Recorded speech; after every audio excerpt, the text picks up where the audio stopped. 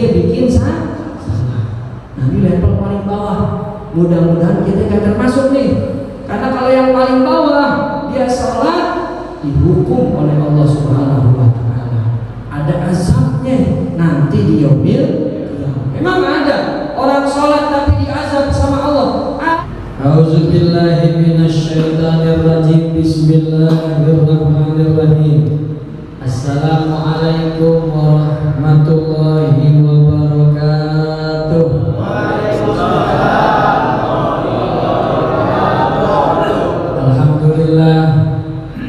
Alhamdulillah bi khairi ma yuhmad wa usalli wa usallim ala sayyidina Muhammad wa ala alihi wa ashabihi ila yaumi yu'ad. Summa amma ba'du, faqad qala Allahu ta'ala fi kitabihil karim wa huwa asdaqul qa'ilin. A'udzu billahi minasyaitonir rajim.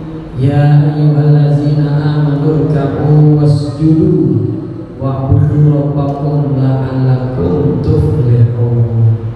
Qala Rasulullah alaihi wassallam wa atammu taslim. Man salaka tariqan yaltamisu fihi ilman sahalallahu lahu bihi tariqan ilal jannah. Shadaqallahul azim. Wassalamualaikum warahmatullahi wabarakatuh. Sama-sama kita hormati dan kita cintai karena Allah orang tua kita, tokoh masyarakat kita, al-mukarram wal muhtaram Bapak Haji Sa'ali, mata'nallah biduli hayati wa nafa'na bi barakati ulumi sihhatihi wa quwwatihi fid dini wad dunya wal akhirah. Amin ya rabbal alamin. Juga para asatiz, para hujaj, para tokoh masyarakat, Bapak Haji, Bu Haji, mohon maaf tidak dapat disebutkan satu persatu. Wabil khusus Ketua DKM kita, DKM Masjid Jami Al-Mujahidin, Ustaz Iyam Khalid beserta jajaran pengurus. Bapak Ibu jamaah yang dirahmati dan dimuliakan Allah Subhanahu wa Ta'ala. Dalam hari ini kita bersyukur bisa menghadiri acara tawakuf. Saya ingin menyampaikan satu hadis dari Rasulullah SAW. Bentuknya cerita. Mudah-mudahan enak kita dengar hadis ini. Ini hadis diceritakan oleh sahabat Nabi yang namanya Utsman bin Hunayf.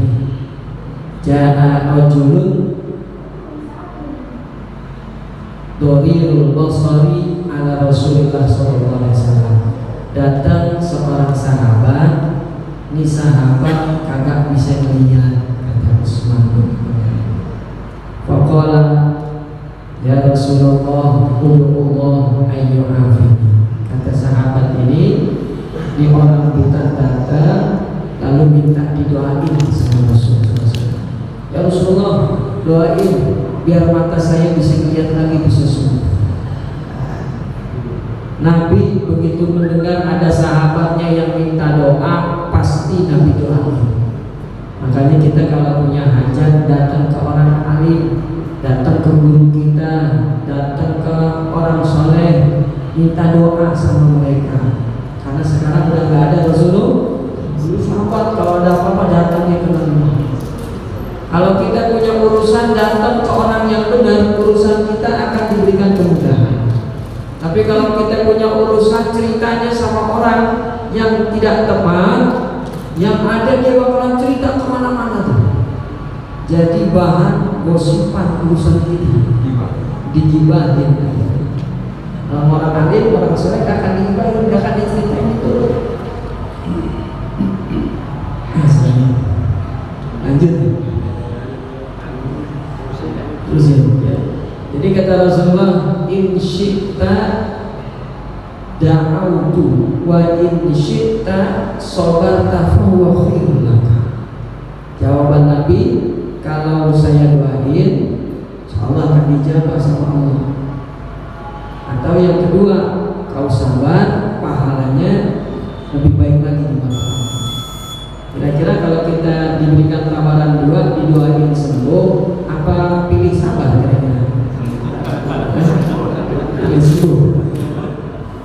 Kata Nabi kalau sabar pahalanya gede. Pilih sabar, memang harus kita pilih sabar.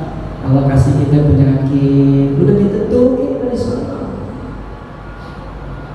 Tapi kalau saya doain sembuh nih, tapi kalau kamu sabar, pahalanya gede di dunia.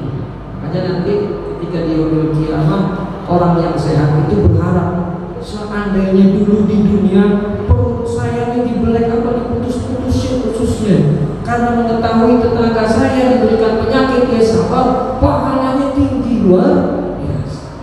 Bukan berarti kita minta sakit, bukan. Doa tentu kita minta sehat, Bang. Kalau dikasih penyakit kita betul obat kita itu salah satu bentuk ikhtiar kita. Sahabat Nabi punya sifat manusiawi. Dia pilih yang pertama, udhullah ya Rasulullah, doain aja dah ya Rasul, sudah capek banget nih. Doain aja. Lalu kata Rasulullah, fa'amarahu ayyatawadda'a wa yuhsin wudu'ahu wa yusalli rak'atain. Habis itu Nabi pesan dia, kasih ajarin doanya, kata Nabi, ente ambil wudhu dulu yang bagus wudunya. Habis itu balik lagi kemari sholat 2 rakaat. Selesai balik lagi, nanti saya ajarin doanya. Benar, sahabat wudhu. Habis wudhu di sholat 2 rakaat. Kata para ulama fikih dari hadis ini sholat namanya sholat sunnah hajat. Namanya tuh sholat sunnah hajat. Kan nama sholat ulama fikih yang namain, bukan Nabi. Sholat tarawih itu ulama fikih yang namain, begitu ya. Nah, sholat sunnah semuanya dah pokoknya tuh ulama fikih yang namain. Sampai mereka bikin bab sholat istikharah, bab sholat hajat, bab sholat syukur dan seterusnya. Selesai dia sholat 2 rakaat, Nabi ajarin doanya, ikutin nih kata Rasulullah. Allahumma inni as'aluka wa atawajjahu ilaika binabiyyika Muhammadin sallallahu alaihi wasallam nabiyyir rahmah, Allahumma fasyaffi'hu fiyya. Tuh doanya dia Rasulullah. Boleh kan kita baca? Boleh. Artinya, ya Allah, sesungguhnya aku memohon kepadamu dengan keberkahan Nabi Muhammad SAW. Jadikan Nabi Muhammad sebagai perantara tawasul, biar doa saya ini kau ijabah. Sebutin hajat kita setelah baca doa itu. Pengen apa? Pengen sembuh. Pengen apa? Pengen nikah. Udah punya istri jangan ya kan. Kalau istrinya meninggal pengen nikah lagi boleh, gitu ya kan. Pengen punya anak, macam-macam. Berdoa silakan. Dengan lapasnya di awal dia itu, Allahumma inni as'aluka wa atawajjahu ilaika binabiyyika Muhammadin sallallahu alaihi wasallam nabiyyir rahmah, Allahumma fasyaffi'hu fiyya. Ini namanya kata para ulama bab tawasul dengan Nabi Muhammad. Kalau Nabi udah meninggal boleh nggak kita tawasul? Boleh. Nabi masih hidup boleh, Nabi udah meninggal juga. Kan coba dah kita pikirin dengan logika. Orang-orang yang tidak setuju dengan tawasul dengan Rasulullah, cara pikirnya itu gimana mereka? Kalau tawasul dengan Nabi nggak boleh, harusnya sejak Nabi hidup udah dilarang sama Rasulullah. Ini enggak, pas Nabi masih hidup Nabi yang suruh doa kepada Allah, minta tawasulnya menggunakan keberkahan Nabi. Nabi yang ngajarin lapas doanya itu lapas doa bertawasul dengan Nabi kita Muhammad. Kalau tawasul nggak boleh, Nabi nggak ajarin tuh. Itu dalil yang pertama. Yang kedua, kalau kita datang ke Masjidil Haram, di situ ada bangunan yang namanya Ka'bah, tempat yang mulia. Kadang-kadang kita berdoa dan dalam hati kita doa kita ini bakalan diijabah nih. Kenapa? Lagi berada di tempat yang mulia, di tempat yang diberkahi Allah Subhanahu wa taala. Kita cari ke tempat keberkahan di situ. Di mana? Di Multazam, di depan pintu Ka'bah, ya kan? Lagi di Masjid Nabawi, kita carinya di mana? Di Raudhah, kan begitu? Doa kita dijawab Allah Subhanahu wa Ta'ala. Nah itu multazam kan makhluk, Ka'bah kan makhluk, Raudhah Masjid Nabawi juga makhluk. Apa bedanya kita berdoa dengan keberkahan Nabi Muhammad, padahal beliau adalah makhluk Allah yang paling mulia. Lebih mulia dari Ka'bah, lebih mulia dari multazam. Itulah Nabi kita Muhammad SAW. Jadi dia masih hidup atau dia udah meninggal dunia, keberkahan Nabi kagak hilang. Lah multazam kan udah mati gak tuh kira-kira? Kagak, udah mati sama aja. Malah justru kadang-kadang kita temukan dalam hidup kita, doa kita itu diijabah pas lagi di Masjidil Haram, ya kan? Ada tuh orang aku, ya Allah Pak Ustaz, doa saya dijabah, punya anak, pas di depan Ka'bah berdoa. Doanya ucapnya 3 kali, anak. Bener anaknya lahir itu 3 kembar. Untung dia sebutnya 3, kalau disebutnya 7 lahir pakai anak kucing kata dia, ya kan? Untung disebutnya 3. Tuh harusnya dipaham, doa kadang-kadang diijabah di tempat yang diberkahi Allah. Berkat makhluk, di situ ada makhluk yang dimuliakan Allah, dan ada makhluk yang paling mulia tidak lain Nabi kita Muhammad.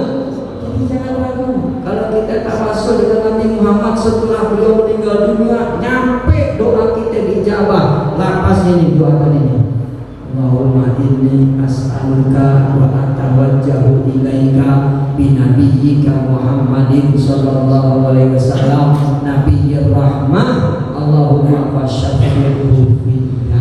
Kata Utsman bin Hurairah, setelah nih orang buta tadi doa, gak lama dia pergi dulu tuh, gak lama setelah itu dia ketemu lagi orang yang buta tadi sembuh, udah bisa melihat kembali.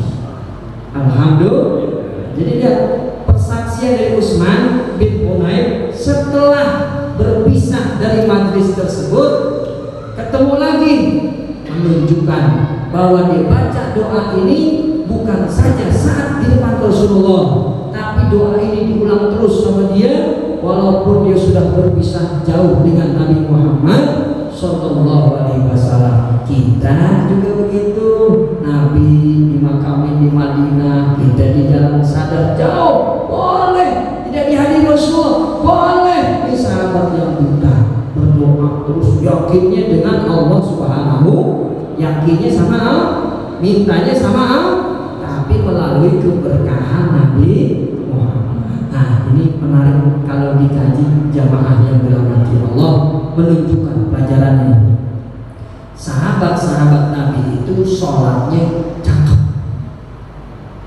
dengan 2 rakaat, wudunya sempurna 2 rakaat, ngikutin doa Nabi Muhammad, langsung dikabul hajatnya. Berarti model sholatnya apa tuh? Level tertinggi.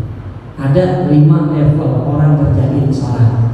Nanti kita tanya diri kita, selama ini kita di level yang mana? Pak Ustaz, saya udah sholat hajat sampai 1000 rakaat, hajat saya gak kena juga Pak Ustaz. Mungkin sholatnya gak seperti sahabat level paling 5. Tanya diri kita masing-masing nanti. Ini saya dapatin di kitab judulnya Al-Wabilus Shayyib fil Kalami Thayyib. Kalau diterjemahkan bebas bahasa Indonesia, nasihat siraman rohani. Tuh, Al-Wabil itu siraman, Shayyib hujan gerimis, siraman rohani dalam bahasa kita. Jadi kita Imam Ibnu Qayyim Al-Jauziyah beliau katakan, an-nasu fi sholatihim maratibu khamsin. Orang sholat ada 5 level. Yang paling rendah, yang paling jelek nih, itu nama levelnya mu'aqab. Mu'aqab dari kata ukubah. Ukubah artinya hukuman. Jadi kalau mu'aqab artinya orang yang dihukum, orang yang dihukum. Ada kata Imam Ibnu Qayyim, buka surat Al-Maun, fawailul lil musallin. Neraka wail buat siapa tuh? Buat orang yang sholat. Allazina hum an salatihim sahun. Lagi sholat dia lalai,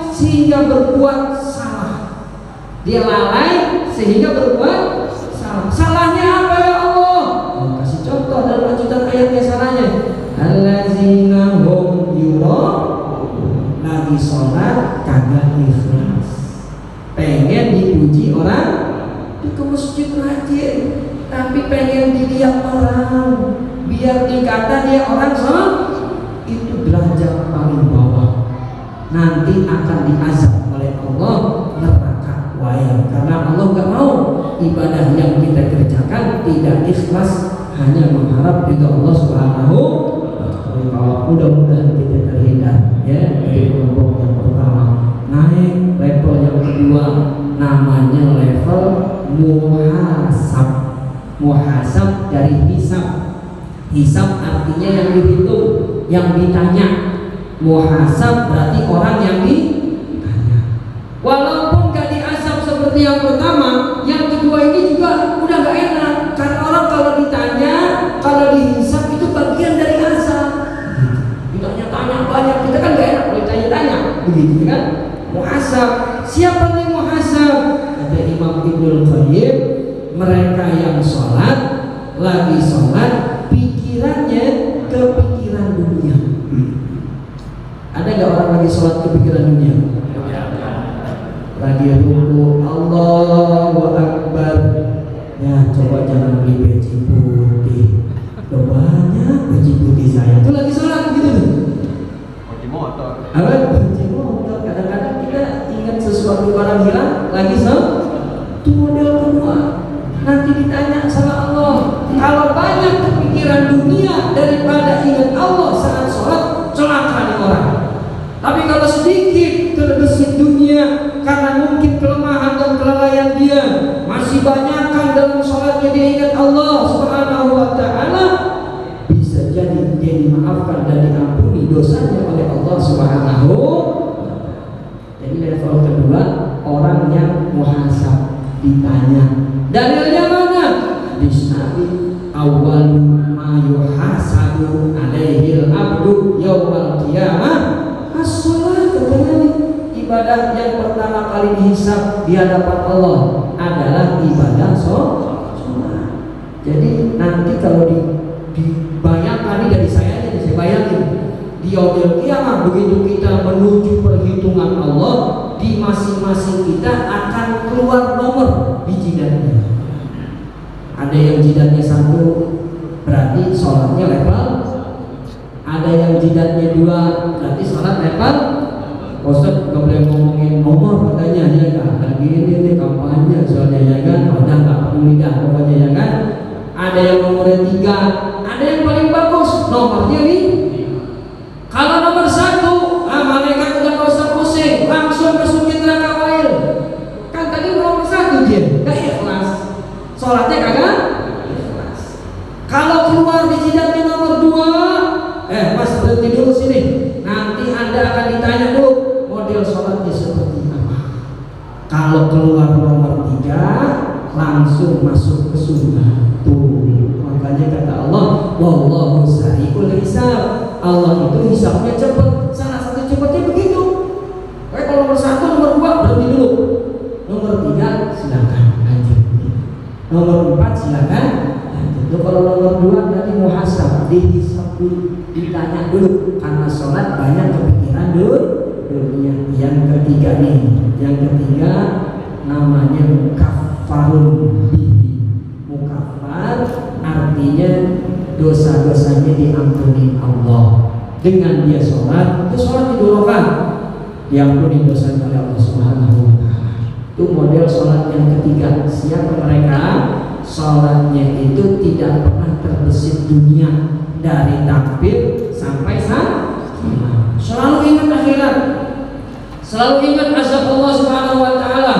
Dia selalu menjaga sholatnya jangan sampai teringat dengan urusan dunia. Ada begitu? Kira-kira ada nggak di kita sholat dengan begitu? Ada kemudian kan? Banyak di sini. Alhamdulillah. Jadi kalau sholat nggak kepikiran apa-apa, pokoknya yang diingat hanyalah Allah Subhanahu. Gimana Pak Ustaz biar kita bisa ketiga? Kan level ketiga yang paling selamat, minimal selamat ada di level ketiga. Caranya kalau kita pengen naik level 3, setiap bacaan sholat kita pahami. Begitu baca, begitu kita berdiri, Allahu Akbar, kita pahami tuh diri kita. Ya Allah, kami berdiri berdiri di sini di hadapanmu, nanti setelah sholat kami juga akan berdiri tetap di jalan yang kau ridhoi. Betapapun orang kafir memberikan tawaran-tawaran indah buat kami. Tuh, itu dia. Begitu baca alhamdulillah, kita puji nikmatnya Allah telah berikan. Begitu sampai ihdinas siratal mustaqim yang hadir di hati kita, ya Allah, jadikanlah saya orang-orang yang berada di jalannya. Begitu kita rukuk, Allahu Akbar, bayangin dosa kita lagi pada diguguri. Kata Nabi Muhammad, orang yang rukuk seperti dosanya di pundak. Semakin lama dia rukuk, semakin banyak dosanya jatuh. Bayangin, oh, dosa banyak. Kalau lagi sujud begitu juga dosa-dosa kita diampuni Allah SWT. Sampai kita salam, kalau model sholat kita itu bukan cuma lisan doang, tapi paham, makanya hadir di majelis taklim, hadir di majelis ilmu, sehingga gerakan-gerakan sholat, bacaan-bacaan sholat bisa meresap ke dalam hati, sehingga naik kita ke level yang ketiga, mukaffarun bih, habis sholat dosa-dosanya diampuni Allah Subhanahu. Naik lagi level 4. Pengen ke level 4 Pak? Yang ketiga aja berat. Pengen yang apa? 4 namanya mutsabun. Mutsab itu dari kata tawab. Tawab artinya pahala. Jadi kalau musab artinya orang yang diberikan derajat yang tinggi. Berapa dia sholat di dunia? 1000 rakaat, maka derajat di surganya level 1000. Semakin banyak dia sholat, semakin derajatnya tinggi di yaumil qiyamah. Ini model yang keempat. Gimana model sholatnya? Bukan cuma rukun sholatnya cakep, bukan cuma sunnahnya dia jaga, bukan cuma sholat waktunya dia selalu tepati, bukan juga hadir tuh hatinya dan takbir sampai salam, tapi ada yang berikutnya yang harus ada pada level yang keempat ini, selalu ingat sholat walaupun waktu sholat belum datang. Jam berapa sih? Jam 2. Kapan ya asar? Tuh begitu. Belum asar udah pengen buru-buru. Berapa sih? Jam 5, lama banget maghrib ya. Kadang-kadang kita suka gitu ya. Kalau Ramadan doang. Yang jam 4 lama banget bedungnya ya. Maghrib doang yang kita ingat. Tuh model keempat begitu. Jadi belum dia ke masjid, bukan azan dia dengar. Jauh sebelum azan berpikiran, kapan sih sholat, kapan sih sholat. Itulah yang terucap lewat lisan Nabi Muhammad kepada Bilal. Ya Bilal, arifna. Bilal cepetan dong azan, emang belum masuk waktu. Pengen istirahat nih, karena beliau merasakan nikmat ketika melaksanakan sholat. Jadi tenangnya itu ketika sholat. Kalau kita kan kembali habis sholat zuhur lempengin kaki, alhamdulillah udah sholat zuhur, ya kan? Alhamdulillahnya setelah sholat. Kalau Nabi alhamdulillahnya pas itu level keempat, musabur, ditinggiin derajatnya. Makanya ada hadis, orang yang berangkat ke masjid datang sholat, 1 langkah diampunkan dosanya, 1 langkah ditinggikan derajatnya. Itu model yang kayak gimana? Model yang keempat tadi. Belum datang waktu sholat udah kepikiran sholat. Ya Allah. Ada lagi hadis yang lain, waqalbuhu ala qurbil masajid, orang yang hatinya terpaut dengan masjid, ingat waktu sholat. Yang terakhir, yang kelima ini paling tinggi, lebih berat lagi. Yang keempat aja udah susah, lah kita kan datang nunggu ajan dulu, bener gak kita? Kadang kita nunggu komat, belum komat, bosannya nggak baru datang. Tuh berarti bukan level keempat kita. Level keempat datang sebelum waktu asar. Saking semangatnya sholat Jumat, Kamis dia udah datang hadirin. Jumat itu Kamis datangnya tuh. Yang kelima, yang terakhir nih, mudah-mudahan kita bisa yang kelima nih. Amin ya Bapak. Yang kelima itu derajatnya kata Imam Ibnu Qayyim, namanya muqarrabun ilallah, yang didekatkan dengan Allah Subhanahu. Dengan dia sholat nih makin dekat dengan Allah. Jadi sholatnya itu menyebabkan dia dekat dengan, betul lah apa yang Allah sampaikan dalam Al-Quran, inna sholata tanha anil fahsya. Itu level yang paling tinggi tuh. Sholat dia bisa mencegah dia dari berbuat dosa. Kalau masih STMJ, sholat terus, maksiat jalan, jangan harap sholat kita level 3 aja udah lumayan banget tuh kali ya, udah lumayan banget. Yang kelima tuh kalau sholat, habis sholat bukan malah makin jauh, malah makin dekat dia dengan Allah Subhanahu. Dan ini model sholatnya sahabat Rasulullah, termasuk sahabat yang buta tadi. Dengan cuma 2 rakaat sholat sunnah aja, ikutin nafas doa Nabi Muhammad SAW, nggak pakai lama, beberapa saat, beberapa hari kemudian diijabah. Butanya diberikan kesembuhan oleh Allah Subhanahu wa Ta'ala. Nah, ini mudah-mudahan ya kita bisa naik level. Kalau yang biasanya level 2, siapa yang sholatnya masih sering lupa? Ini rakaat 2 atau rakaat 3 di saya ini. Ada kayak gitu kira-kira? Kalau ada berarti itu masih level 2. Masih kepikiran macam jadi lupa dia. Kalau nggak percaya kita, kalau buru-buru sholat itu biasanya lupa gitu. Karena kita buru-buru pengen ngapain? Habis sholat saya pengen ini, habis sholat saya pengen ini, kepikiran dunia. Itu level yang kedua, hati-hati. Level yang masih ditahan sama malaikat nanti diambil, naikin. Ini kan nanti bentar lagi Ramadan. Nah, sesuai dengan hasil Kementerian Agama masih nunggu, tadi masih dia tuh ya, link dari PBNU ya, masih menentukan sidang. Tapi kalau kemarin itu udah tinggi ya. Nah, hilal dilihat tuh kemarin hari Jumat sore, Sabtu itu udah tinggi ya. Nah, tapi belum cukup untuk dijadikan pergantian bulan. Sore ini lagi dilihat lagi, kemungkinan besar kalau kemarin itu dilihat 2 derajat ya, kalau sekarang mungkin udah masuk 3 begitu. Kalau udah masuk 3 maka sesuai dengan batasan Kementerian Agama. Nah, Nahdlatul Ulama minimalkan 3, maka insya Allah udah ganti bulan. Hal ini udah masuk tanggal 1 Sya'ban. Jatuhnya nanti nisfu Sya'ban 2 minggu ke depan. Besok ketemu malam minggu 1 lagi, itu jatuhnya malam nisfu Sya'ban. Kalau nggak ada perubahan, saya masih pantau tuh kali itu, belum keluar juga ya, belum keluar. Terakhir itu 10 jam terakhir diumumkan kepada seluruh ya Kementerian Agama untuk melihat, memantau hilal. Sudah tinggi kan? Kalau sudah, maka besok sudah masuk tanggal 1 Sya'ban ya, insyaallah. Kalau tidak ada perubahan malam Ahad ya, malam Ahad. Tapi kalau dilihat dari kemarin Jumat udah dipantau ya, udah 2 lebih, maka insyaallah malam hari ini udah masuk hilal ya.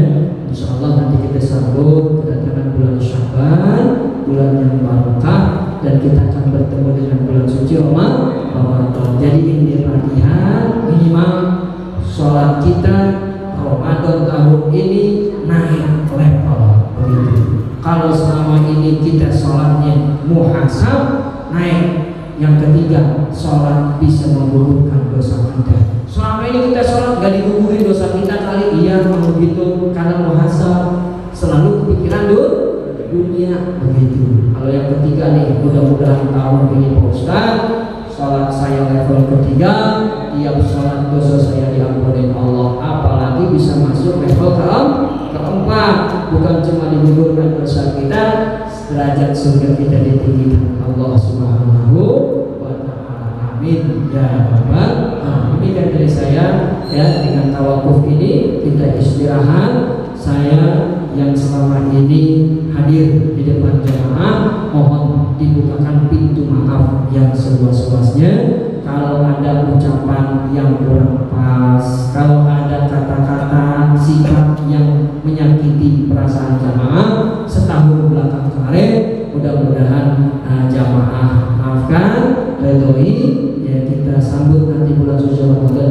yang bersih, sehingga ibadah kita semangat ya menjadi Ramadan yang lebih baik daripada sebelumnya. Amin ya rabbal alamin. Al-Fatihah.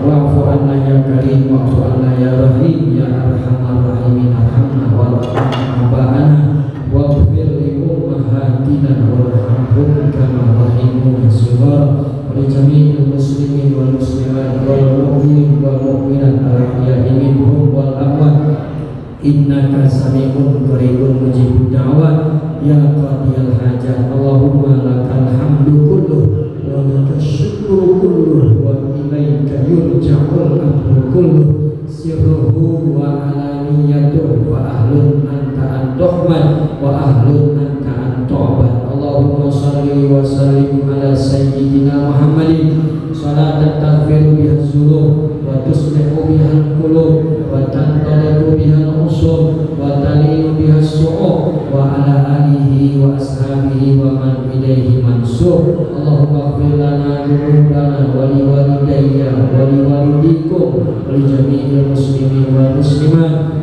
wal mu'minina wal mu'minat al-ahya'i minhum wal amwat innaka sami'un qaribun mujibud da'wat. Allahumma anfa'na bima 'allamtana wa 'allimna ma yanfa'una wa zidna ilman nafi'an. Allahumma arzuqna fahman nabiyyin wa hifzal mursalin wa sur'ata ilhamil malaikatil muqarrabin. Allahumma barik lana fi madinatina, Allahumma barik lana fi baldatina, Allahumma barik lana fi simarina wa fi sa'ina wa muddina. Barikillahumma lana fi Rajab wa Sya'ban, barikillahumma lana fi Rajab wa Sya'ban wa balighna Ramadan wa a'inna 'alal qiyam was siyam wa tilawatil Qur'an. Rabbana atina fid dunya hasanah wa fil akhirati hasanah wa qina adzabannar. Wa sallallahu ala sayyidina Muhammadin wa alihi washabbihi wasallim walhamdulillahi rabbil alamin. Hadanallahu wa iyyakum ajmain. Assalamualaikum.